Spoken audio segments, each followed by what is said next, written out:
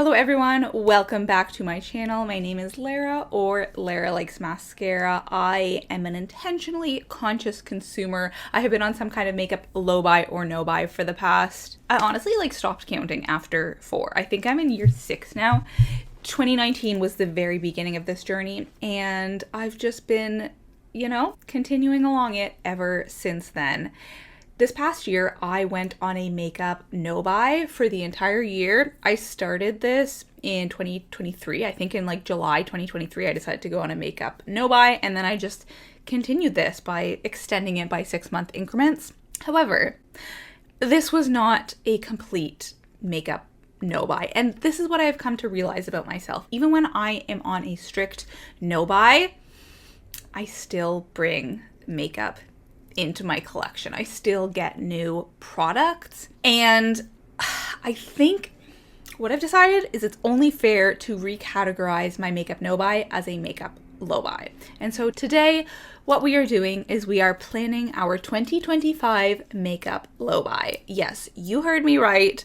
Not doing a makeup no buy this year, doing a makeup low buy. My approach is going to be very, very similar, if not exactly the same, but I just didn't feel like it was fair to refer to my approach to makeup as no buy when I was still buying makeup products. Again, not that many. The majority of my makeup products came into my life in the form of decluttered products or gifts, but I still bought a couple of things, and I did a rough count of all the makeup that came into my life in 2024. We'll come back to that later, but it was a lot higher than I was expecting. So today I'm going to be talking about my approach and also giving tips and tricks on how you can plan your 2025 makeup low buy. If you're planning to do a no buy instead of a low buy, I think that this still applies to you. So let's get into it. So as I mentioned, the title of no buy just feels disingenuous to me, so I will not be using that wording anymore. Even though I only bought, I'm pretty sure, 2 new makeup products over the course of 2024. The number of products that came into my life was a lot higher than that, so we're reframing. We're reframing the whole thing. So the first thing to do, of course, is to figure out your goals and your why.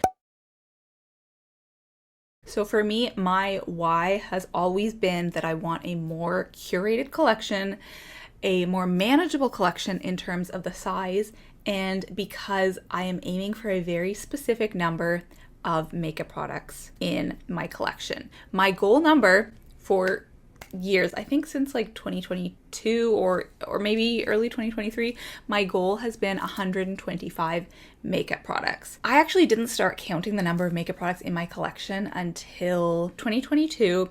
I had 175 makeup products. 2023, I had 155 makeup products. And then 2024, I ended at about 144 makeup products.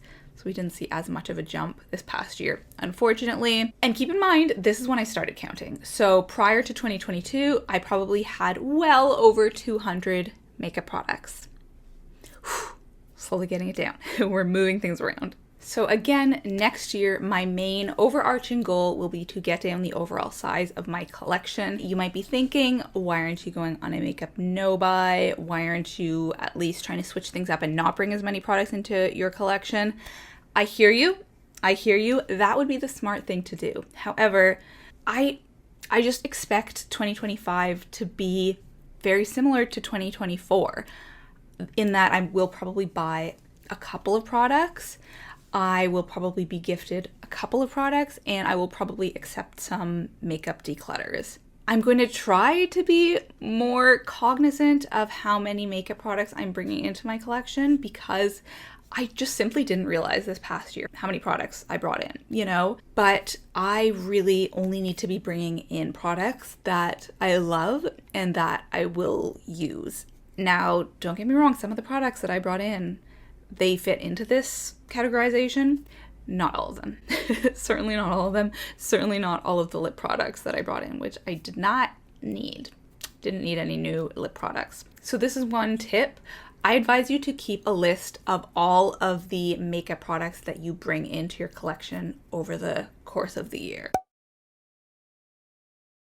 Just start that list now. If you're planning to buy any products sort of for yourself as a holiday gift or a like New Year present, or because you know that you're starting some kind of no buy or low buy in 2025, you want to purchase something in advance so that you have something to look forward to. Whatever it is, just like start that list now and plan to build it out as the year goes on so you can actually track and see how many products you brought into your collection. Plan to keep that consistent throughout the entirety of the year. I think if I did that, I would not have been as shocked about the total number of products that I brought into my collection. Because sure, you see, you bring in one thing here, 2 or 3 products here, but you don't see them all together like that. If they were on a list, it would have been a lot clearer. And I would not have been blindsided the way I was. If you don't know what I'm talking about, I keep referencing how many products I brought into my collection. Every year I do a makeup inventory series of 2 videos. And at the end, I count up all the products in my collection and I reveal to yourself watching and myself as well how many products I have in my makeup collection.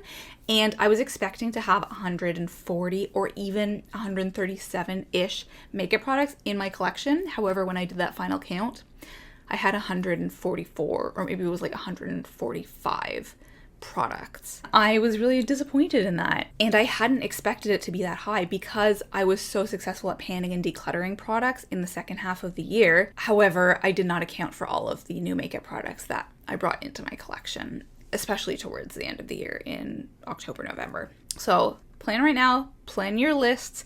Maybe make a list of the products that you want to purchase at some point next year. For example, I only have 1 concealer in my collection.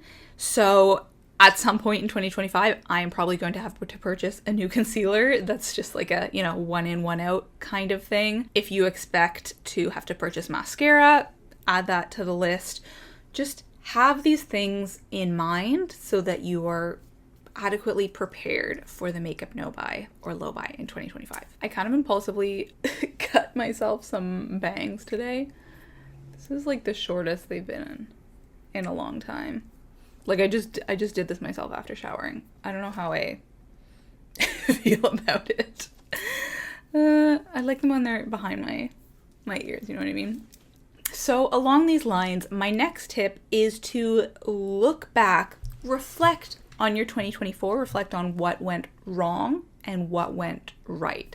In planning for your next year of makeup consumption, this can really help you determine how to approach makeup purchases. So when I look back on 2024, again, this was a rough count. I looked at my whole inventory and I counted up all the products that were new to me in 2025. So again, I only bought a couple of products, but a lot of stuff was gifted to me, a lot of stuff was decluttered to me, and I brought in 25 new to me makeup products. That is a lot. That's a lot.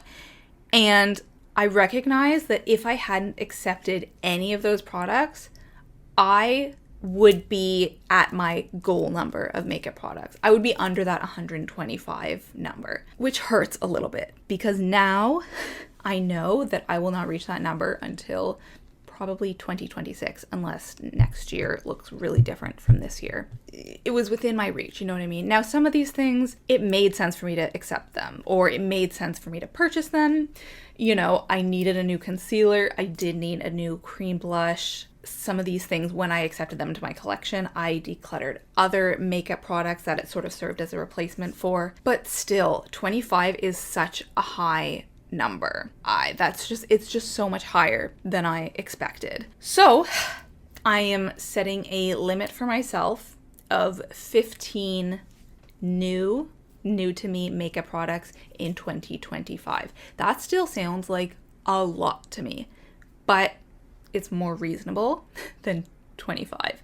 I think bringing in 10 new products, that would be the smarter choice, but I'm giving myself a little bit of grace. So we're saying 15 products. So for yourself, plan right here, right now, how many products you are going to accept into your life in 2025. get out those lists, think about the makeup gaps that you feel like you have in your collection and the things that you will probably be buying it anyways in 2025, and plan those things out so that when you get to the end of the year, you are not shocked the way that I was about how many new products entered your collection. And hopefully this can also help you grapple with the previous year. And another thing that is worth planning out is your overall goals. Part of this is numbers, of course, but I'm sure you have other makeup goals. Are there specific parts of your collection you want to focus on? Are you trying to get more creative with eyeshadow next year? Are you trying to use every single blush in your collection like I did this previous year with my blush roulette? I will link that series here. What are your overall goals for the year? Are you trying to spend only a certain amount of money? Are you trying to not hit Sephora VIB this year? Plan all of those things out so that when the new year comes, you are more prepared because you know how you are going to approach this makeup low buy. I think I'm probably going to do a whole separate video on my own makeup goals. A lot of these I have obviously touched on, but it's helpful for me to look back on these videos so I can understand what my goals were, how I went wrong, how I succeeded at them, like how much I actually stuck to those goals throughout the year.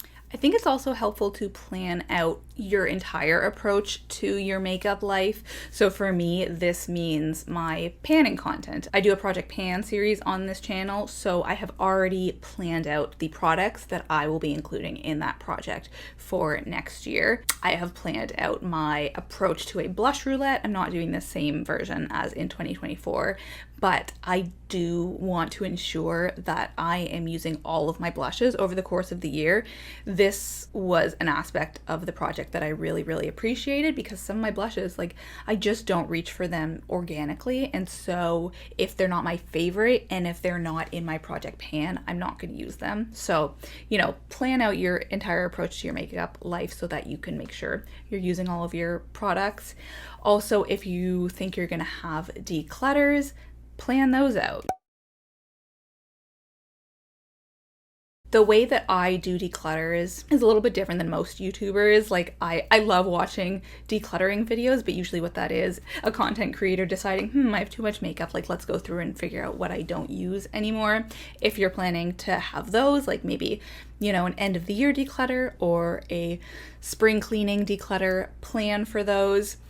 I personally do a little bit differently where I will set myself deadlines by which I need to reach for a product or I need to get use out of a product before it leaves my collection. And if I use that product a lot and I prove to myself that I actually do like it, I just sort of needed to incentivize myself to use it, then I can keep it. But if I never reach for it, then it's getting decluttered. Or if I know I've had it for too long, then sometimes what I will do is give myself a month to get some final use out of it and then say, okay, goodbye.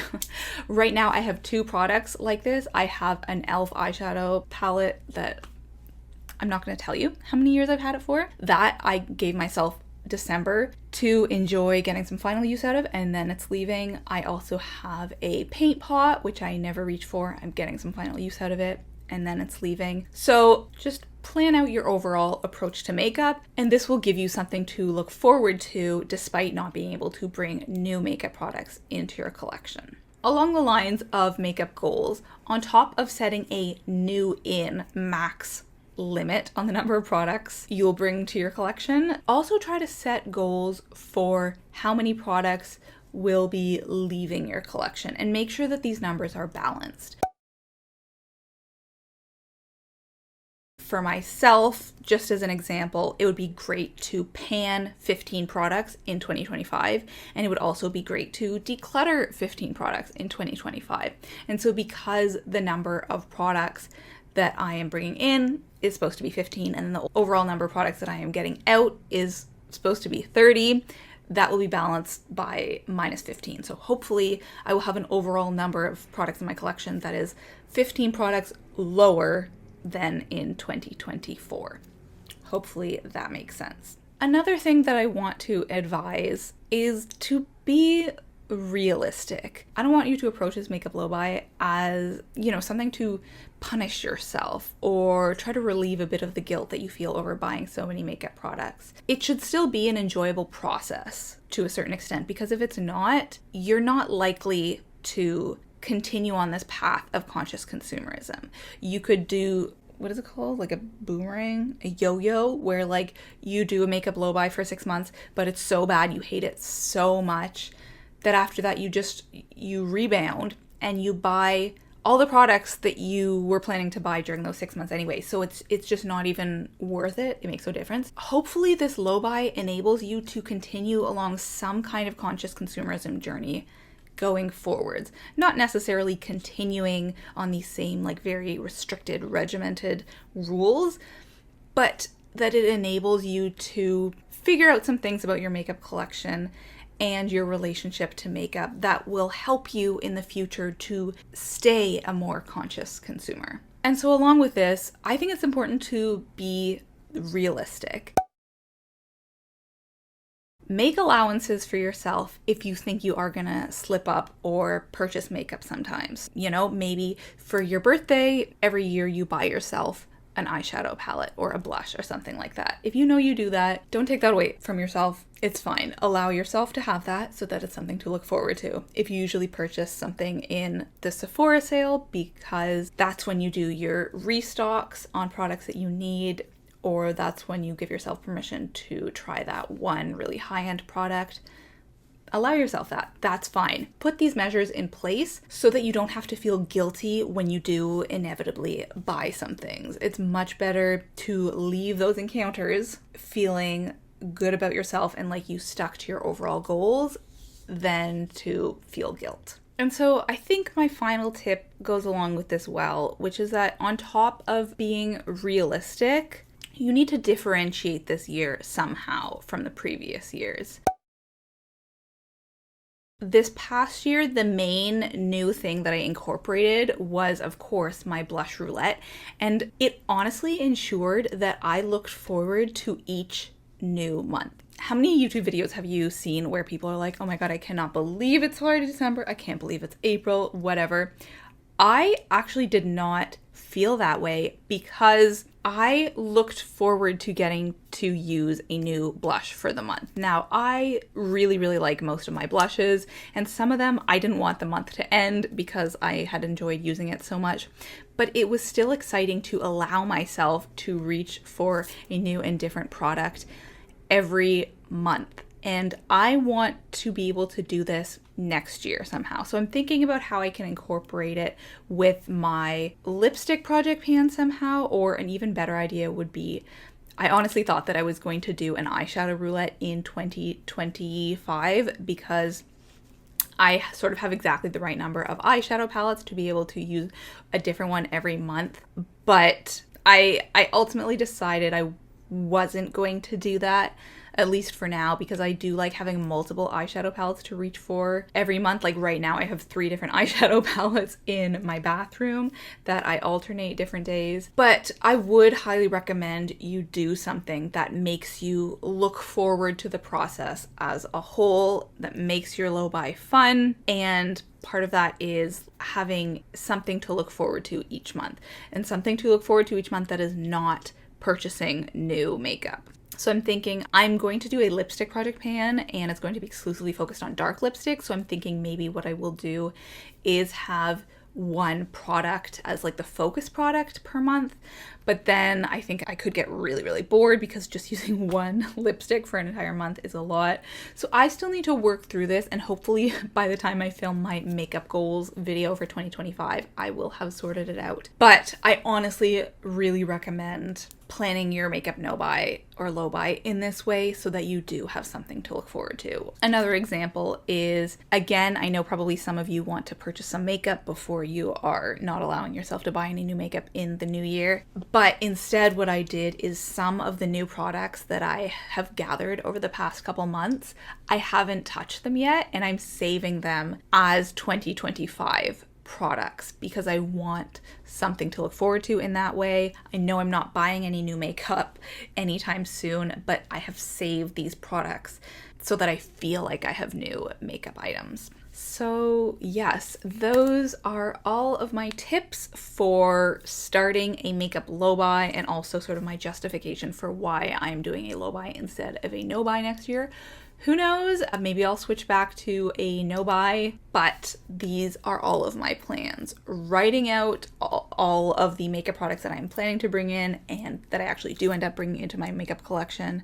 I've planned out all of my project pans and all of my projects for the next year. I figured out my goals, how many makeup products I want to bring in, how many I want to finish next year, all of that. All of this will help make your 2025 approach to makeup something to look forward to in a new way of thinking.